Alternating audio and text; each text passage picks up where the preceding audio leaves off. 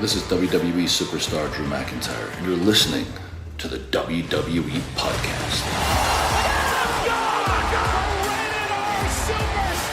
The champ is the one that everybody wants, me. It's going to WrestleMania. Claymore! Austin 316 says I just whipped your ass. This is my iron. You're going to acknowledge me. Hey guys, welcome to the WWE Podcast. Yes, it's Wednesday, February 12th, 2025. Day late, hopefully not $1 short with this review for Monday Night Raw. I know Raw happened nearly 2 days ago now, but I'm getting my head screwed back on straight with coming back from my vacation. So forgive me for this being a little bit late. We'll get through Raw here, maybe a bit of an abbreviated version, but we'll get through it. We'll be back on track this week with all the regular shows, and then as we look towards Elimination Chamber, just a couple of weeks away. 2 weeks from this Saturday is Elimination Chamber from Toronto. So there's a lot to discuss here as we get through the next couple of weeks, which will be the final PLE before WrestleMania, and then there's like an 8-week gap. It's just crazy. So we're going to go through Raw here in just a minute, but I want to give a shout out to our newest patrons, Reese, or I think it's how you pronounce it, Reese L. Thank you for becoming a patron. And I think I thought there was more. I guess not. All right. Well, there's one shout out for Reese, who became a member of our NXT Plus level, which means they get access to the After Dark show, which is exclusive to those on the NXT Plus and above. They also get everything ad free, and our Patreon, our Discord server, that's also exclusive to all patrons as well. So cool. Let's dive right in to Monday Night Raw. And let's start from the top. So we had Jey Uso, as always, shown in the concourse, because that's how he walks to the ring now, a la the Shield, I guess. But he comes to the crowd, and Pat McAfee checked in on commentary, and Jey Uso found a young fan and pumped his arms with him. And Jey hopped the ringside barricade, slapped hands with the broadcast team, and then World Heavyweight Champion Gunther showed up out of nowhere, tripped Jey on the broadcast table. He fought back. Gunther fought back to him and drilled him with a chop. Gunther then got Jey in the ring. Security showed up. Gunther powerbombed Jey in the middle of the ring, and then he left. And we had Jey essentially get trashed by Gunther. Jey said maybe he shouldn't say what he's about to say.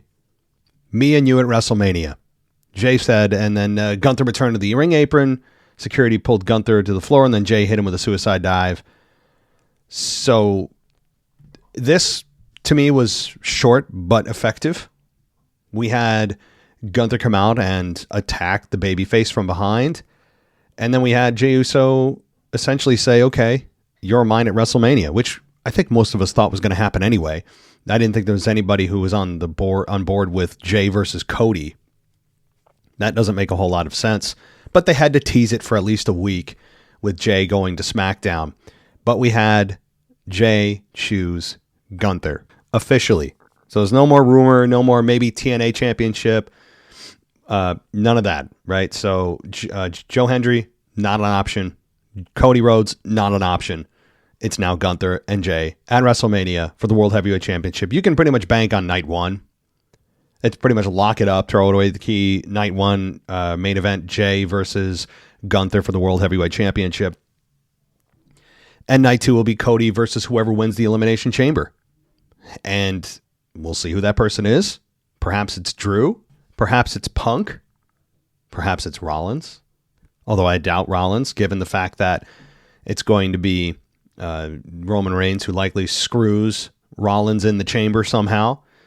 So there's some options here. We don't have the full list of those in the Elimination Chamber yet, but as expected, the winner of the Elimination Chamber will face Cody for the WWE Undisputed Championship at WrestleMania in the Night 2 main event. I mean, I don't think I'm giving away any state secrets here by saying what the Night 1 and Night 2 main events are, outside of some insane returns and, like The Rock or Austin, which aren't going to happen, especially Austin or Brock Lesnar, which is almost a 0% chance.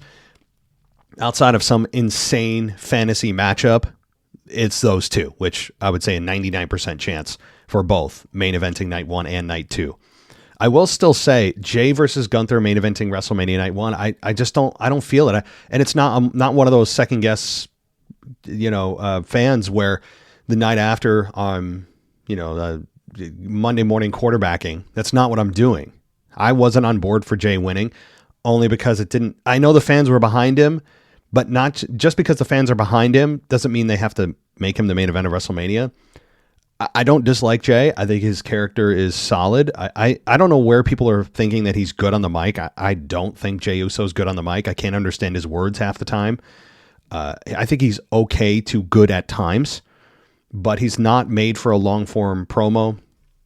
Not that he needs to be, but he's not. I don't think he's good in the sense that he can cut a good wrestling promo.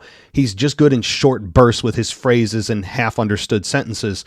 That to me, and he's effective. He's got a lot of energy. I'm not saying he doesn't deserve this, given the fact that he's been here for so long and that he hasn't really put the company under any fire, doing anything crazy outside of wrestling, or he's been here for how long? Multi-time tag team champion, intercontinental champion. But I don't know. I look at this and I go, there's no way this is a WrestleMania main event. If you had told me 6 months ago, I'd be like, that's a main event of Raw, of which, by the way, it was. Okay, at one point. And then you had a main event of a PLE. Fine. Okay. But Gunther's going to win. And he did. And then it's just crazy to me that they're putting this back as the WrestleMania main event. We've already seen this. And it's not like we have already seen this, a year ago. That would feel kind of fresh. It was like 2 months ago. And now we're supposed to get excited about a match again that we've seen. This is a crazy choice for me. That's why I didn't pick Jey Uso. Not because he doesn't have fan support, not because I don't think he has a good character, not because even his promos are okay to good at times, just that it doesn't seem to make sense. Outside of the idea that, okay, he fits the bill, and he does, but there's an intangible that isn't there. It's maybe star power. I'm not sure. It just doesn't feel like your typical WrestleMania main event where they've been building to this match and Jay's been on his path, Gunther's been on his path, Gunther's been unstoppable for a year. No, it's a little it's kind of weird. Now, their match isn't for another, my God, 2 months, like 9 weeks from now, 10 weeks from now, until WrestleMania. Okay, there's a lot of television to go between now and then. And maybe they'll get me more excited, but for a match I just saw where Gunther beat him handily, I don't know. I'm not feeling it. I'll watch it and I don't want Gunther to lose though. I think Gunther's got more in him. His run, if he loses to Jey, Gunther's run to me will feel incomplete. It'll feel like there's way more that Gunther could have done. Gunther has been, when's the last time Gunther even had a match on Raw? Gunther never has matches on Raw. He'll show up, he'll cut a promo, he'll attack somebody, it just feels like Gunther's a semi-absent champion in a way. Now, Roman Reigns redefined what it meant to be an absentee champion. But with Gunther, it just feels like he hasn't gotten fully the run that he deserves before he decides to hand it to Jey and let him run with the ball. So it sounds like I'm trashing on Jey. I'm not. Okay, this isn't me and Cody Rhodes. Okay, this is not a character I despise. But I don't know. That's how I feel. If you guys disagree with me, cool. In your heart of hearts, you know that I'm right, that this doesn't look like a WrestleMania main event. And we've just seen the match. So it takes a lot of the steam out of it. We just saw this where the babyface lost clean.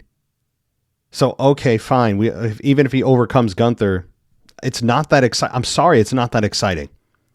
And they're probably going to do it. It feels like, we went to it. And guess what we're going to go back to in a couple months? I don't know. All right, let's go on. So we have the official, again, WrestleMania main events here. So then we got backstage Rhea Ripley interviewed by Kathy Kelly. Ripley said she would deal with Liv Morgan if she makes it to WrestleMania, and then grumbled about Charlotte Flair making everyone wait for her WrestleMania decision. And Liv and Raquel made their entrance here to face Io and Dakota Kai. And this match ended up being 15 minutes. Crazy. I thought it was a really good match. It ended with Io Sky and Dakota Kai beating Liv Morgan and Raquel Rodriguez. And the finish was Kai hitting her big corner kick on Rodriguez. Morgan put Kai down with a code breaker. Sky rolled up Morgan for a 2 count. Liv Morgan came back with a roll-up of her own, but Sky rolled through and double stomped her, and Sky went up top to hit the over the moonsault and got the victory.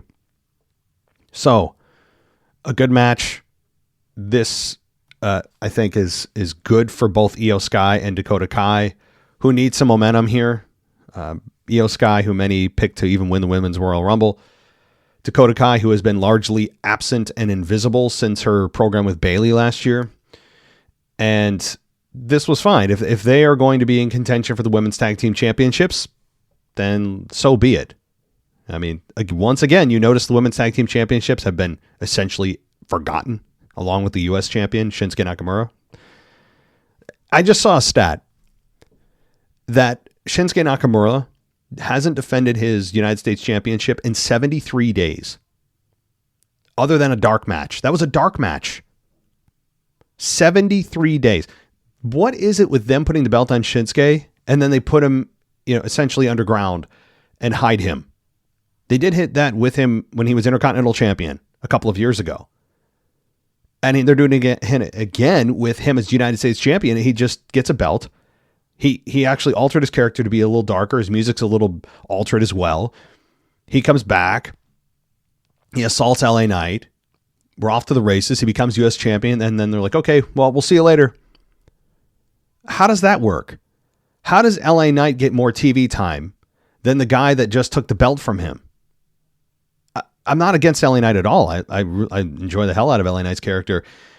But my God, Shinsuke Nakamura just goes away. I'm not understanding. A talent like this who is aging, like we all are, and has more days behind him than in front of him. How do we just do this every time Shinsuke becomes champion? It was a way to just get LA Knight, get the belt off of LA Knight, but have no real plans for the person that's taking it.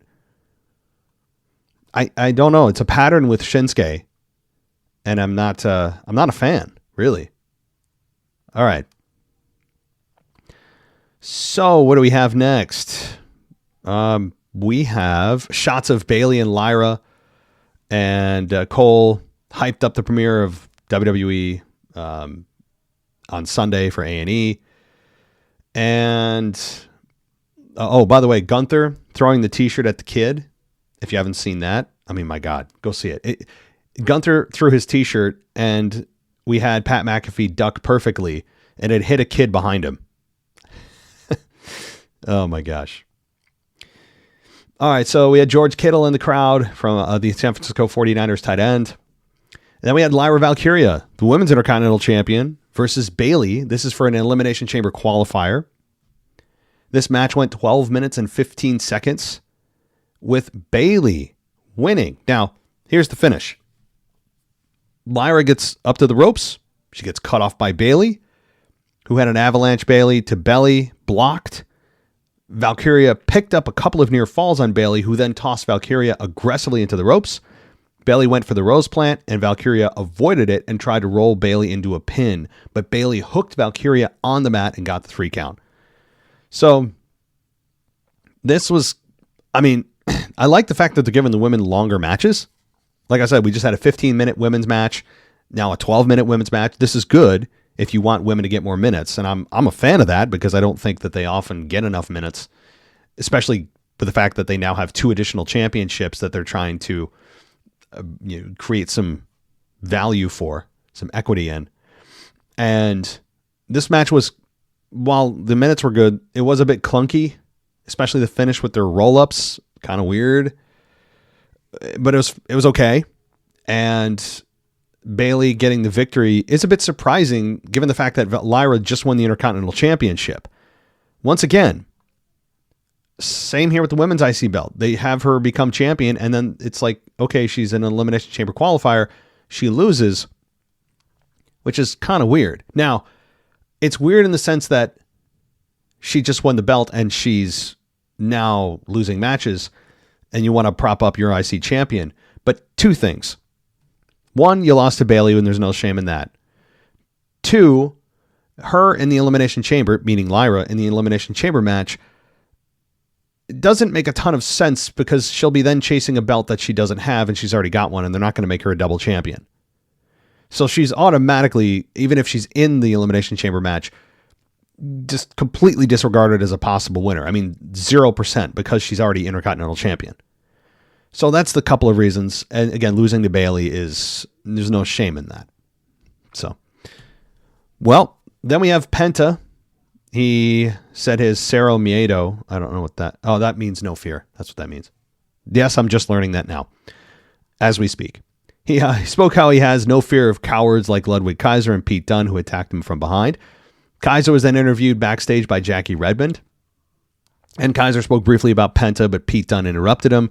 And Dunne said he wasn't trying to help Kaiser last week and never helped someone like him. Kaiser asked if Dunne thought he needed his help, and Dunne spoke about facing Penta next week. Kaiser said Penta is all his, and Dunne told Kaiser to stay out of his business and walked away. Kaiser smirked, turned and locked eyes with AJ Styles, who briefly while Cole and Styles appeared after the break. All right, so are we going to have AJ Styles and Kaiser? Fine, but the way Kaiser's been going, unfortunately, he's just going to lose. Kaiser was on a roll for a small amount of time, for like literally a few weeks, and you got some hope. At least I hope that they did more with him, and he's just been losing and losing and losing and losing. So, but it's good to see AJ Styles, and he has a promo here. He said he had deja vu. He said 4 months earlier, he came in the building with a smile on his face because this was my stomping grounds. He said it was going to get his career back on track, but then he suffered an injury. And Styles said he thought his career was over when he suffered the injury, but he realized he has gas left in the tank and something left to prove. He said it was tough to get back, but so is anything that's worth doing. And he said he has a long to-do list and looked at the WrestleMania sign. Dom and Carlito come out, and Dom spoke as they walked to the ring, and he was booed, as always. And once in the ring, Dom mentioned something about how things have changed, and he said that basically the Judgment Day runs Raw, which of course is just hilarious at this point, given they have really fallen in terms of focus of Raw, like the focal point of Raw. And Styles told Dom he'll always be Rey Mysterio's punk-ass kid. Styles then blocked the punch from Dom and hit a Pele kick on Carlito. He got the better of Styles for the minute, and then Styles fought back, beat up Carlito, hit him with a phenomenal forearm as Dom escaped the ring. So we're building, I guess, to an AJ Styles versus Kaiser and or AJ Styles versus Dominic Mysterio program, which would be fun. I mean, given the fact that Dom is unfortunately a heel that always gets beat all the time, we have AJ Styles in there to work with him if they're going to have a one-on-one match over the next month or so. Fine. I think that's a good idea, given the fact that people may hate his character, Dom that is, but he is damn good in the ring. And I say this wholeheartedly, Dominic Mysterio as world champion would be epic. Dominic, you know what Dom should do? Win the Money in the Bank. That's how Dom's going to win a championship. That's the only way he's going to win a championship, is simply by winning Money in the Bank. That's what I would do with Dom. He is the perfect candidate to win Money in the Bank. So that's my vote this year. And then, of course, if you have Jey Uso as world champion and Rey Mysterio still on Raw, or Dom Mysterio still on Raw, you're going to have Jey Uso potentially get cashed in on later in the year by Dom. I don't know. Thought here, you heard it here first. Okay. We then have Jackie Redmond interview Seth. He spoke about his Elimination Chamber qualifier with Finn, and, well, that'll take place next week. Rollins played up winning the Elimination Chamber match and then challenging Cody Rhodes at WrestleMania. Ain't going to happen, but we all know you're on a collision course with Roman, which I love. I just don't want Punk involved, as you heard from me 2 days ago. Finn then showed up and spoke about the downfall of Rollins. He said everyone saw Rollins lose to Punk on Netflix, the Netflix debut, and then lose his mind at the Rumble. Balor said, lucky for him, the only thing standing between, the Elimination Chamber and him is the guy falling apart. Rollins said he and Balor go back a long way and they put on a show wherever they meet. I hate that line. I hate that. I really don't want fans or wrestlers ever talking about putting on a show or stealing the show as Dolph Ziggler did for 20 years. The reason is that's a byproduct of your work rate and the fans will decide that. I don't want you telling me how good your match is going to be. Your primary goal is to win. If you have a great match as a byproduct of that, then cool. But that's something that like should never be talked about. It's like an actor in the middle of the movie saying, aren't we doing a great job here? Aren't we doing a great job acting? No. Aren't I making you believe? No. Like it's a byproduct of what you just should be doing anyway. So I hate that. And same with any of the women's division competitors who are always saying we want to make history, do history, make history, tear the house down. Stop it. No. That tells me if you're trying to put on a good show, you're not trying to win. Winning is secondary. I know that it's totally over the heads of most of the wrestlers because I'm smarter than all of them. But I mean that with all sincerity not that I'm smarter, but that I just, they don't see the take me out of the moment line that always produces. Okay. Anyway, but I mean, I love Rollins. I love Balor. Nothing against those guys. It's just a line that I hear constantly. And you shouldn't be saying that. So anyway, Balor said, lucky for him. Oh, I said that. We have Rollins saying that Balor is standing in his way now, but he won't be standing after next week. Logan Paul was shown backstage. Rey Mysterio was shown warming up in his room for their match later in the night. And qualifier, that is. And then we have General Manager Adam Pearce giving AJ Styles a match with Dominic. That's going to be held next week. Adam Pearce left. And then a cowboy hat wearing Braun Breaker enters and went face to face with Styles. And he said, I'll see you around. So AJ Styles now has 3 potential opponents lined up. One of them for sure next week with Dom. But we have Kaiser, Dom, and Braun Breaker who could potentially be working with AJ. I love all of this. I love all of it.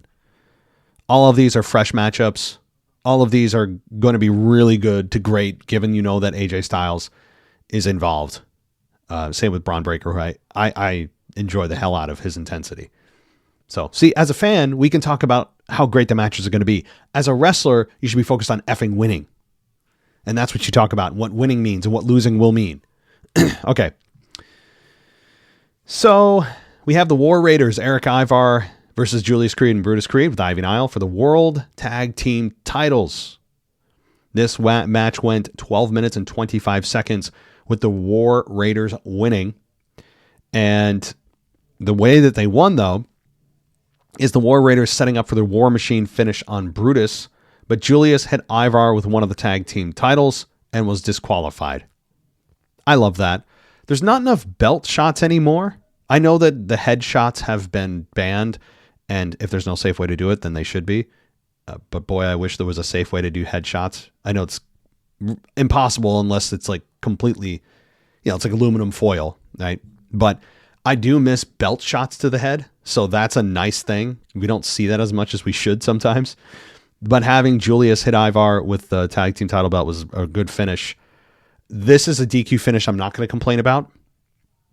DQ finishes over the years have, I think, been overused. You've heard me talk about it on this show and other shows I'm sure you listen to.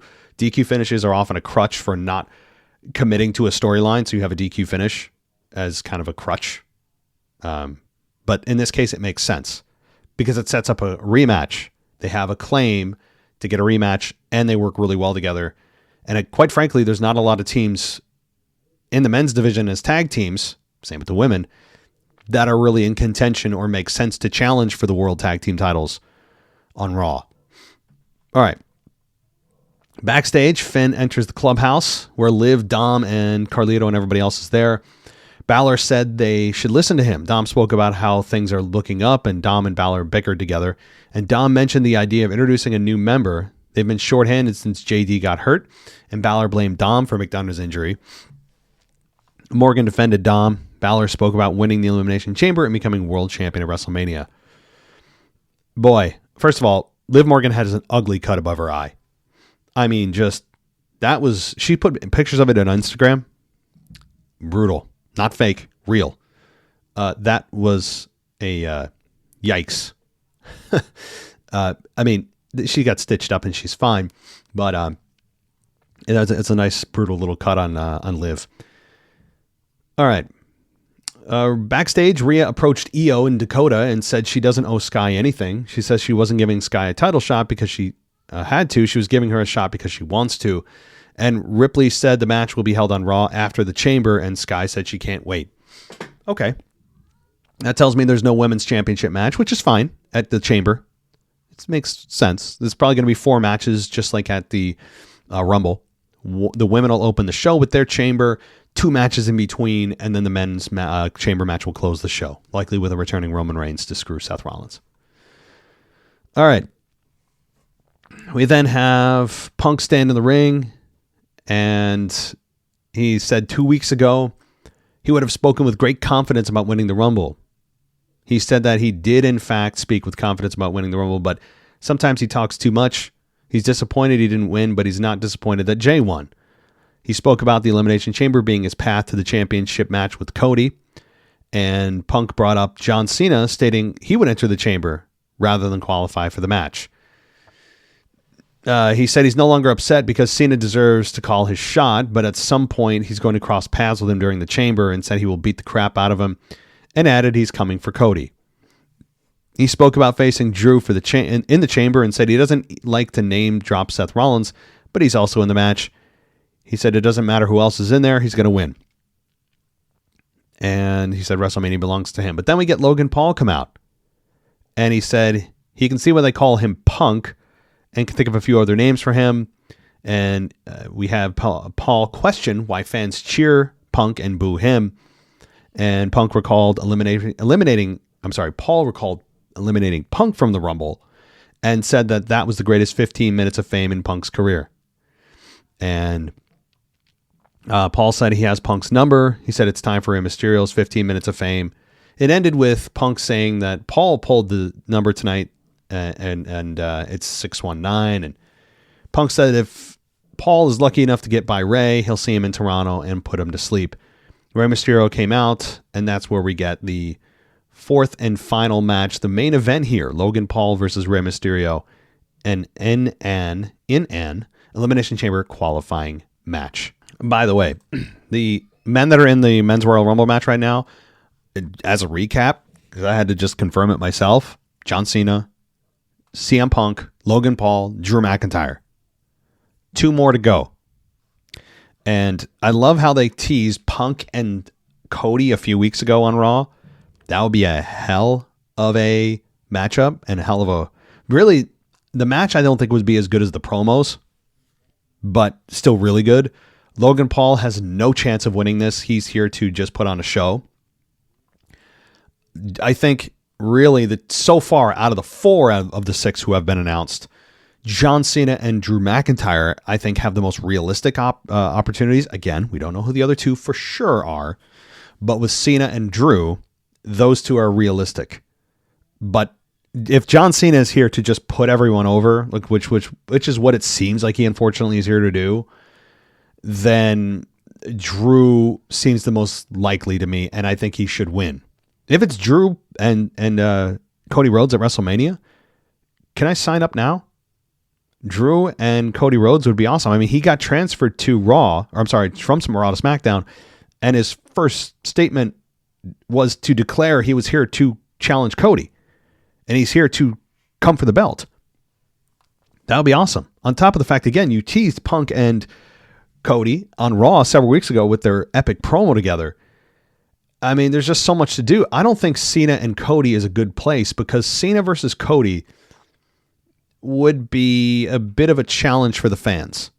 And if they don't want to turn Cody and they have no interest ever in turning Cody heel, then the fans would be challenged as to who should win this.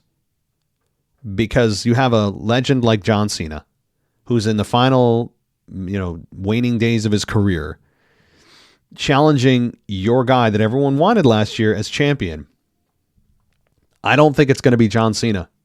Out of these four, I think the one right now that what's most likely is Drew McIntyre to win this. I do, because you're going to have maybe Roman Reigns come in. Seth Rollins will probably be the other competitor after he beats Finn. And then the last one, I don't know yet for sure. But to me, Drew versus Cody. Because Drew has been on a damn roll for a year now. All right, let's continue with Raw here. Then we'll get some final thoughts, wrap-up thoughts. So this match was 17 minutes. And it ended with Logan Paul winning.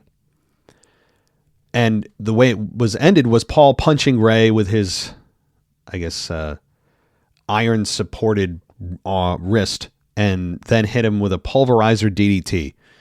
So Logan Paul winning here was the right call. And the match was, I think it was good. I know a lot of people had some criticisms about the match, but overall, I think it was really good. I mean, when's the last time Logan Paul main evented Raw? I know he's main evented PLEs before, but Logan Paul being inserted here, he's had, a dozen matches on TV that we've seen.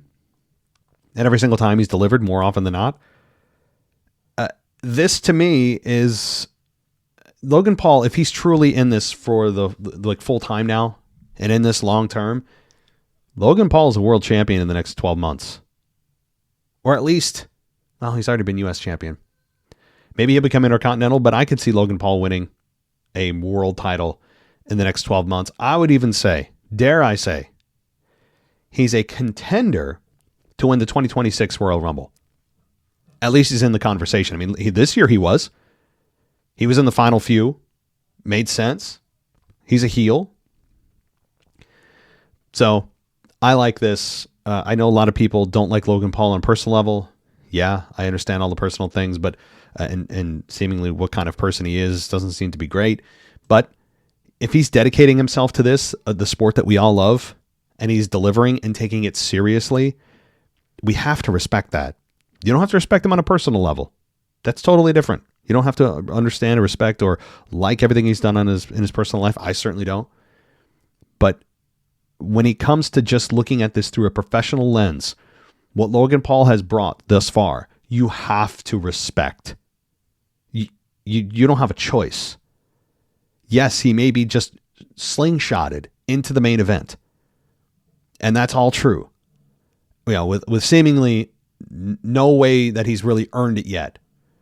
But if he's delivering and he's catching on this quick, and every match he's had has been incredibly good, more than he ever deserves to be at this point, then we have to let it be. I'm sure there are a lot of guys backstage that are extremely, in real life, resentful of Logan Paul and his position because of the fact that he's been here for 5 seconds and all of a sudden he's doing all these things and he's being put in main events and title matches, and he hasn't won a world title yet, but he's been U.S. champion. And he's been U.S. champion. Him being U.S. champion is more than a lot of guys will accomplish in their careers in terms of accolades, right? In terms of things you put on your resume, which is incredible. I'd be resentful backstage if I was here for 10, 12, 15 years and I'm thinking, I haven't got my damn shot, but this YouTube star comes in and thinks he's just going to main event. It's like, well, he's delivering. Are you? You have to go with what the fans react to. With what is, here comes the trope, best for business. You do. And Logan Paul especially, not only is he delivering, which to me is the most important, and he's taking it seriously, and he's not injuring anybody, and he's improving week to week on his promos, but he also has a massive YouTube following, and that can't be understated. WWE loves to bring in people who have a ton of potential crossover audience. And Logan Paul checks that box. I mean, look what they did with iShow Speed. Got 100 million followers on YouTube or whatever. I see why they brought him in, despite the fact he has no business being in there. And I love that Braun Breaker split him in half. But that you can't discount that today. And while I definitely get the resentment that a lot of fans and especially talent backstage probably have for him, you can't love it, or you don't have to love it, but you have to understand it. It's business, man. So, Logan Paul's in. You can pretty much paint Seth Rollins in as the fifth member. And then the final, we don't know for sure who that could be. We'll have to find out. Maybe it is Roman Reigns. I don't know. Maybe Roman is able to compete for the chamber somehow. He qualifies, or I don't know. But Seth Rollins in there, his number 5, who, again, I don't think has a chance. But these are, right now, 5 out of 6 we can pretty much say we know. Because there's no way Finn Balor is going to beat Rollins. So the other thing I want to mention quickly, because I didn't get to talk about it on my mailbag, is the fact that we have Seth Rollins, LA Knight. LA Knight on SmackDown talked about how he wants to take a minute and talk about how, it's okay for men to cry. And it's so I don't know what propositioned that or propagated that. I don't know. Maybe he knows someone in his life that maybe committed suicide, and that men hold in their emotions because society says we should, and that we need to be stern and emotionless and absorb all these things. Part of me wants to barf at this, only not because I don't necessarily agree with its principle that men can't show emotion. And I'm going to try to stay on task here talking about wrestling, but since LA Knight literally not just brought it up in some post interview or some podcast, he brought it up on air while in character on SmackDown. It kind of gives me a platform to talk about it. Maybe I'm missing the origin of why he said this.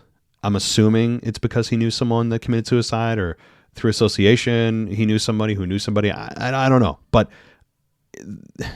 I'm not sure what this was, that he wants to be a force of good for change, which is all fine. And I don't disagree with this message on principle that it's wrong. I don't. I just, I don't need to hear this on air. I don't need to hear it